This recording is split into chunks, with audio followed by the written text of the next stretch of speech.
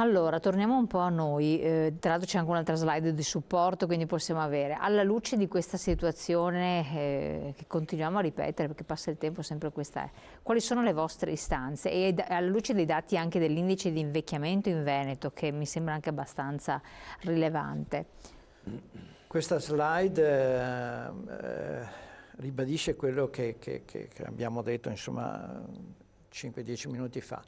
Per noi sono fondamentali tre questioni rispetto alla questione non autosufficienza e rispetto alla questione, diciamo, strutture residenziali, case riposo. Primo, che il contributo regionale venga assicurato. Prima mi chiedeva, ma come mai c'è un numero limitato di persone che accedono a questi benefici da parte della Regione?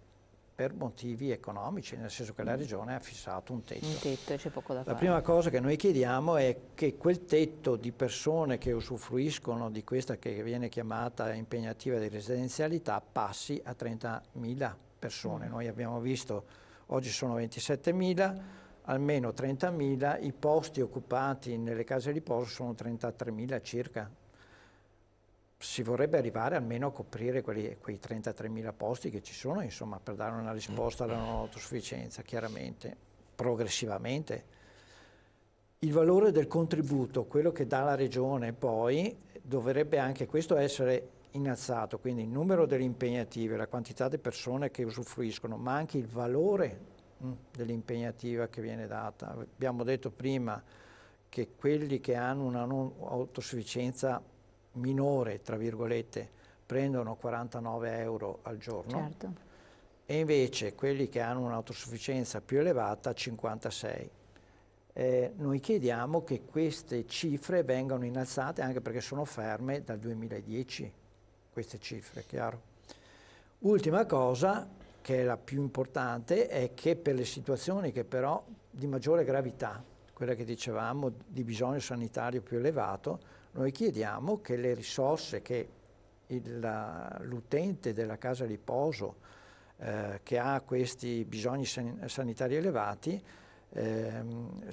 l'intera spesa della retta sia a carico del bilancio sanitario della Regione, perché se i bisogni sono sanitari è giusto che venga data una risposta sanitaria da parte della Regione. Queste sono fondamentalmente le tre richieste importanti per quanto riguarda le strutture residenziali. Dopo resta tutto il problema delle assistenti familiari, dell'assistenza domiciliare, che va aumentata, ampliata, sia per quanto riguarda il numero dei beneficiari, dicevamo prima solo il 9% degli ultra 65 anni, ampliare, arrivare insomma a innalzare questa quota percentuale, ma quello che è più importante aumentare le ore, perché poi questa quota del 9% è fissata sul numero degli utenti, ma il numero degli utenti potrebbe ricevere un'ora alla settimana, un'ora al mese, quindi non vuol dire niente il numero degli utenti che usufruiscono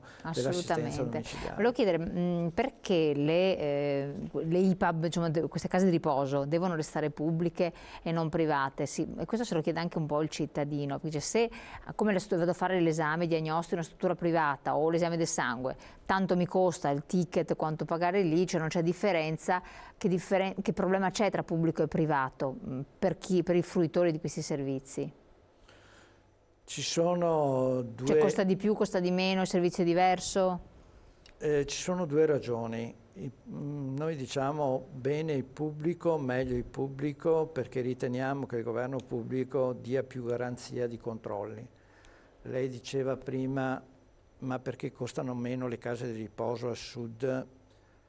Mi viene da dire che recentemente alla cronaca nazionale vengono fuori più di qualche fatto, e in particolare al sud purtroppo, di strutture residenziali che maltrattano gli anziani, e queste sono strutture private, quindi noi diciamo che il governo pubblico della struttura garantisce sicuramente un controllo maggiore da parte del pubblico. Poi c'è un'altra ragione, Le IPAB nel Veneto sono strutture fondamentalmente legate al territorio.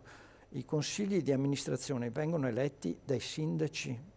Okay? Quindi sono strutture molto legate, radicate al governo locale pubblico del territorio.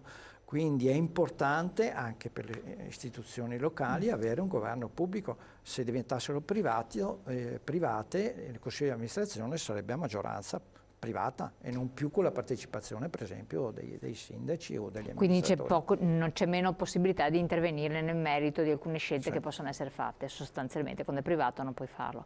Siamo proprio arrivati in chiusura. Ritorniamo un po' al discorso. Ricordiamo la data di giovedì prossimo, se non erro, il 9 maggio. Quindi il 9 maggio siamo, abbiamo detto, al Palageox, con tutte queste tematiche che abbiamo affrontato anche oggi, e in previsione il 1° giugno una grande manifestazione nazionale. Invitiamo tutti ovviamente a chiamare nelle nostre sedi, è una manifestazione peraltro unitaria. State organizzando i pullman?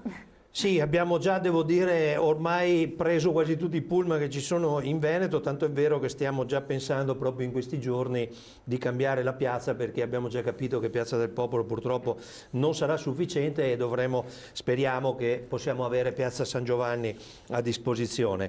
Però per dire che insomma c'è per davvero un movimento molto ampio, rispondendo in parte anche a quei spettatori che hanno scritto che magari protestare non serve a nulla.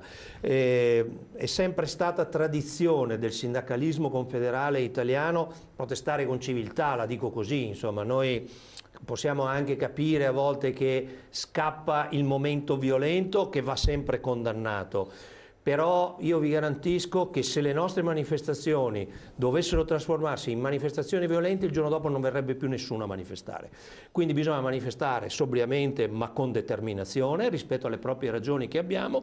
Invitiamo tutti, come dire, a scendere in piazza con noi, con le organizzazioni sindacali, perché questi temi sappiamo per storia e per tradizione che se non li poni sicuramente non li risolvi. Se li poni, prima o dopo qualcosa si risolverà, e abbiamo bisogno per davvero di tutti quanti che ci diano una mano, perché i problemi che poniamo non li poniamo per le nostre organizzazioni in quanto tale, ma in rappresentanza del mondo dei pensionati e del mondo del lavoro. Perfetto, detto questo dobbiamo chiudere, è arrivata al termine della trasmissione, grazie del vostro aiuto e del vostro contributo. A questo punto buona manifestazione, ma aggiorneremo i nostri telespettatori su quali saranno le tematiche salienti, che cosa anche ne emergerà, insomma, perché poi da questo consesso importante del 9 maggio prossimo, aperto al pubblico, ci potranno essere ulteriori risvolti particolarmente interessanti da essere analizzati. A voi grazie della partecipazione, dei vostri messaggi, come sempre contattate le sedi dello SPCGL presenti in tutto il territorio per le vostre esigenze